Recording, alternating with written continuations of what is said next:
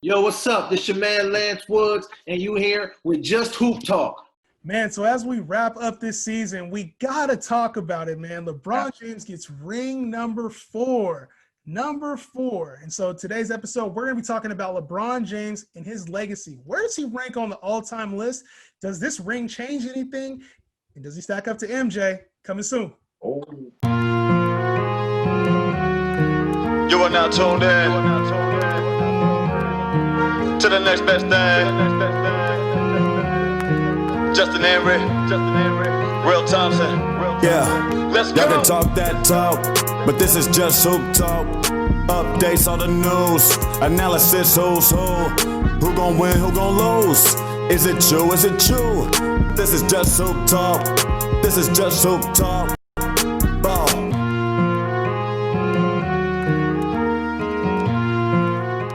All right, guys, in this episode of Just Hoop Talk, we're going to be talking LeBron James. And yes, I know we've covered him. We've talked about it in extensive detail, but now it's happened. LeBron James has won his 4th ring, 4th finals MVP.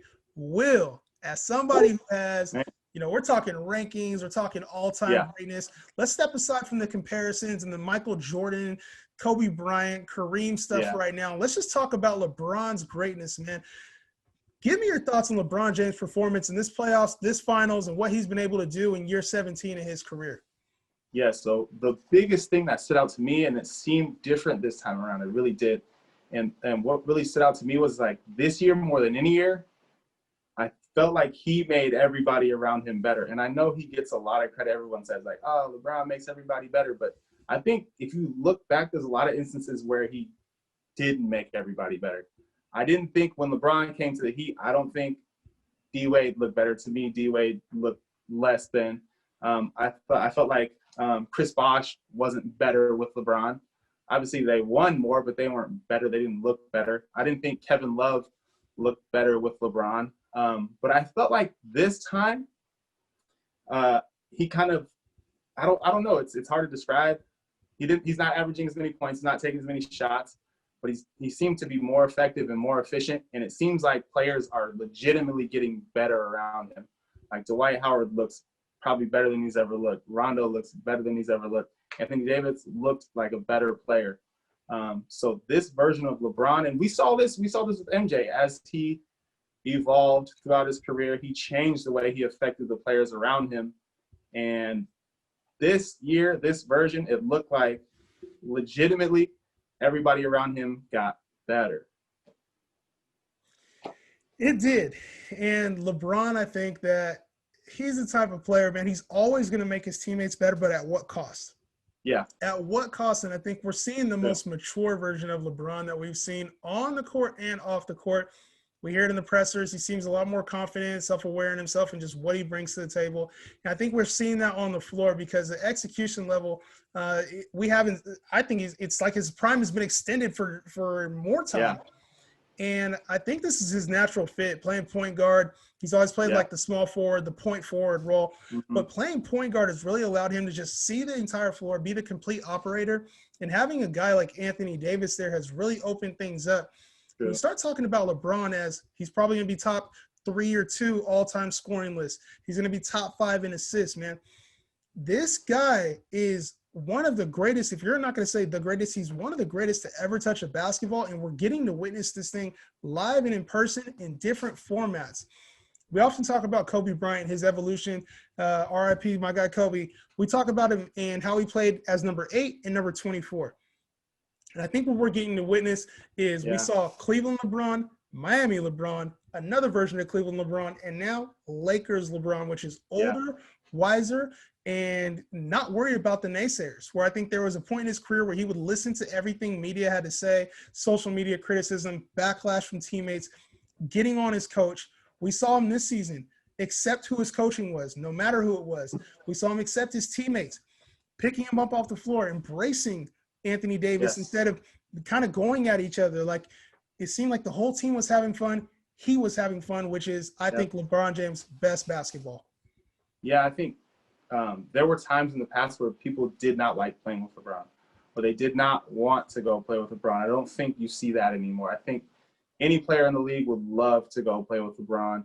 I think it looked like all of his teammates loved him, were happy to be there with him.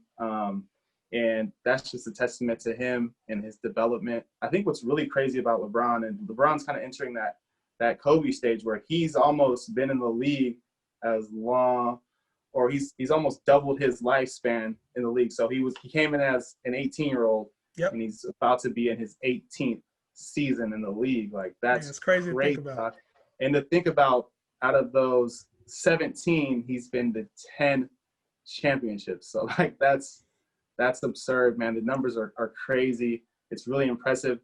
I don't know if we'll ever see anything like this again, man. We really won't. Like, so I'm definitely trying to soak it in and enjoy this and remember it and appreciate it, because we're in a position where we were able to see the end of Michael Jordan's career, all of Kobe's career, and now all of LeBron's career. Like, that's crazy, dog. I mean, to put it in perspective, like, I know people talk about the record, the 4-6 record now LeBron has, but to play 10 of your seasons, of your 17 seasons in the NBA Finals, that shit's crazy, bro. Like, it's unheard of, man. And I mean, for the last decade, basically LeBron's entire prime since he left Cleveland, we've seen this guy in the finals.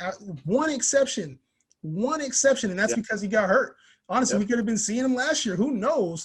Just based off the team was like, I think we were top 4 in the West at the time of his injury. And it's just a testament to his greatness. It doesn't matter who's on his team. It doesn't matter who's coaching him. It doesn't matter what conference is in. LeBron James is the best player on the floor and the best chance to win anytime he steps on the floor.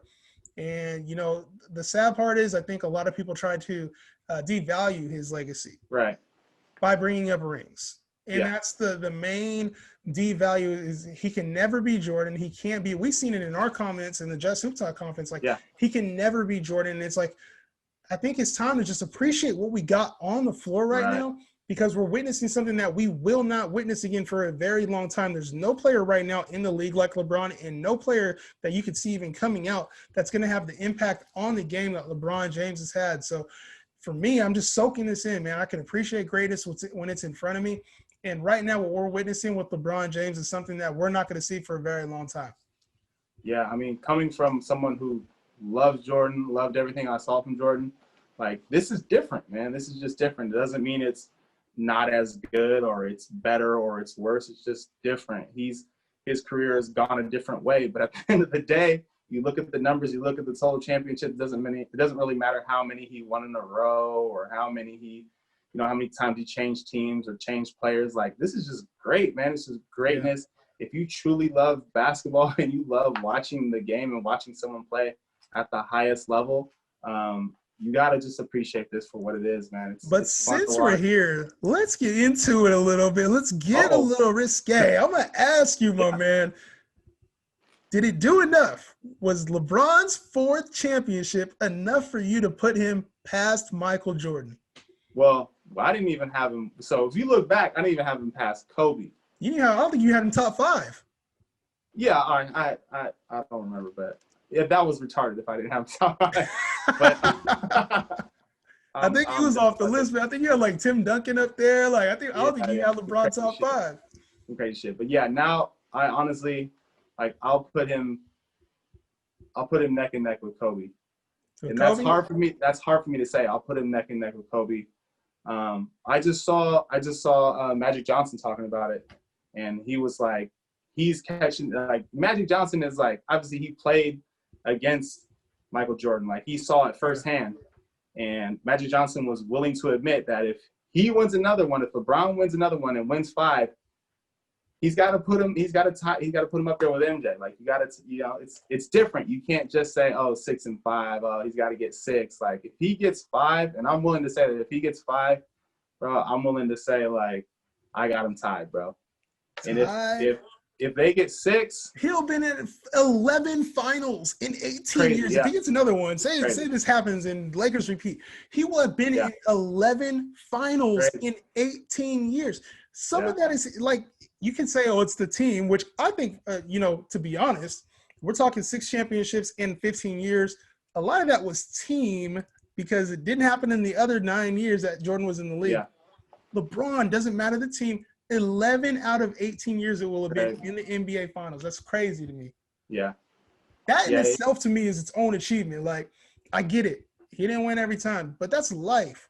That's life. You can say somebody is the GOAT because they win all the time, but sometimes I feel like you got to go through losing. You got to go through failure, and I embrace that shit, man. I love what LeBron has done, man, and I think we could argue this. Everybody's argued it already till we're blue in the face. Yeah.